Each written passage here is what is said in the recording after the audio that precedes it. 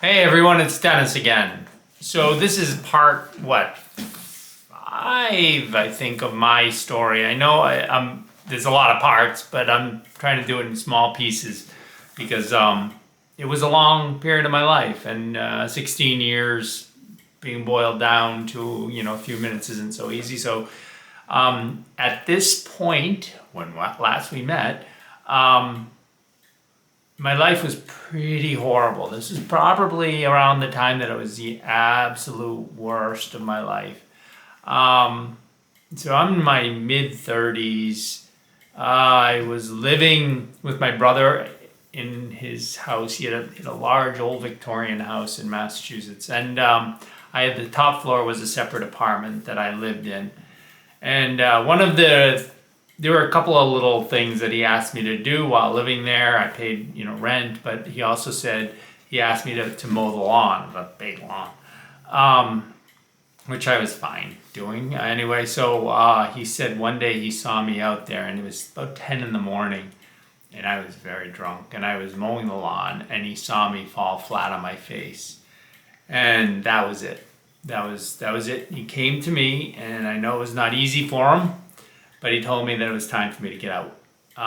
He and my sister-in-law were going to start having a family, and he didn't want me around with his children, and I could not blame him. And I never fought when these things happened. I totally said I understand, and I moved on. I didn't try to pretend that I wasn't drinking or anything like that. I totally accepted the circumstance. That kind of brings us also to settling for less, and I did that so much. We have a saying, no matter how far down the scale we've gone, we can see how our benefits are, how our experience can benefit others. And I went down the scale. I kept settling for less, for less, for less, and at this point, I am drinking around the clock. I could not live without a drink. My life was getting worse. So many people were disgusted with me. I'm hanging on to my job. I don't know how, but it was enough so that I could keep drinking, and I could buy what I needed to buy so I could get drunk. But the problem was it was getting the gift of the progression. Remember I talked about that? Things were getting so bad that I had to start making a serious decision which way I was going to go with this. I couldn't live with it, couldn't live without it, didn't know what to do. Had to drink though. I knew that I had to drink, or at least I thought I had to drink. So I had nowhere to go, and no one wanted me except one person who always stood by me, which was my mom. My mom loved me very much, and no matter what I did, or no matter what I went through, or whatever, she still stood by me, and she was going to take care of me. But she was a tough lady. She was this little Irish woman, and you never expected, but she was the strongest woman I ever knew in my life.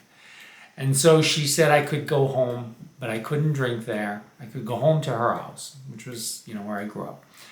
I could go there, I could live there, but I couldn't drink, and I had to go to AA. Well, I agreed, and I went, but I kept drinking. I managed to drink, and she had every reason to throw me out, but she didn't. But I did start going to AA.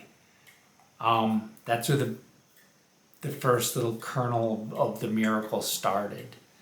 I didn't want to go. I really didn't want to go, but I knew I had to go if I were to live there. And sometimes I didn't go. Sometimes I would go and get drunk instead. Sometimes I would get, stashes and put them around wherever. I still managed to get drunk. A little more careful and a little more secretive. Throughout this whole thing, I had been going to detoxes and rehabs. That never stopped. I kept going to detoxes and come out, and I'll never do it again, even though I do it like 3 days later. And I was always drinking to the point where I needed medical help, because I was physically dependent. I drank so much that I always was physically dependent. Within 3 days, I'd ramp up into that point. So I'm drinking, managing to drink, doing everything I have to so I can get drunk. My mother was someone who always went to bed very early, no matter what, and would wake up really early. So that would give me a window to drink. She knew I had to work, so I would go off to work.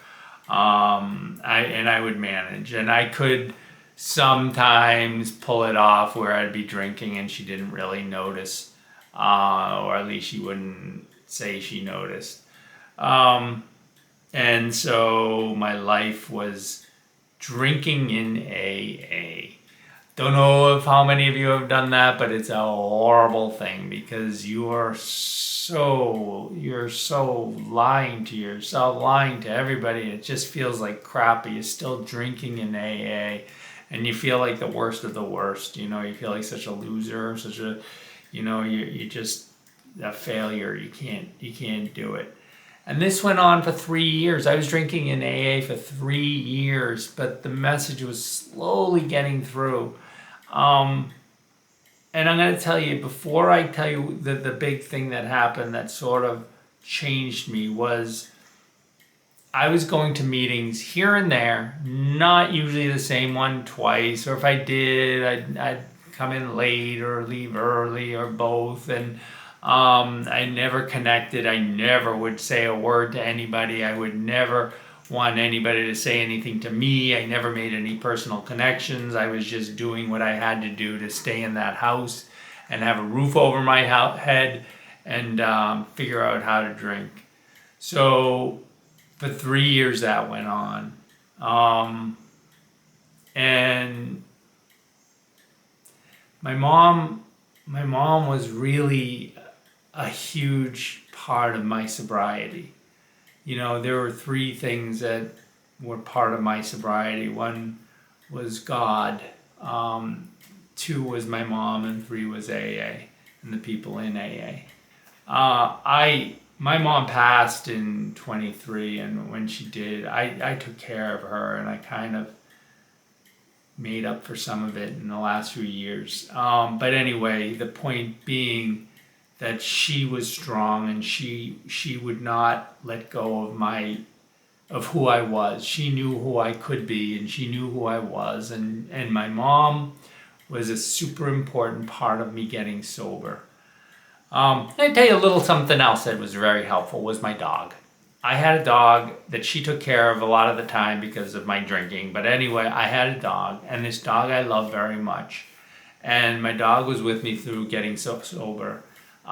She was an Australian Shepherd mix that we got as a stray. We weren't really sure how, her history, whatever. But I love my dog very much. And she kind of made my life a little bit better. So it may seem like a small, silly thing, but the dog was a big deal to me in my sobriety because I didn't have anybody. I didn't have friends. I didn't have anybody, if I did have some people at work, they were all just kind of like fake stuff. So anyway, that's where I am. And then my next one will be really when the miracle really, really happens. But this is the lead up to the miracle. This is where I am. This is the setup, right? I don't want to keep these videos too long, so that's why I'm doing it in these little bursts.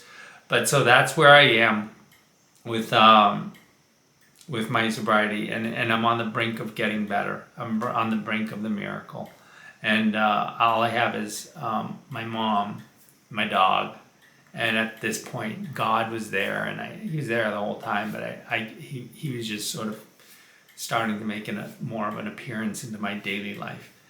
Anyway, that's it for now, and the next one will be the real springboard into my sobriety. Thanks.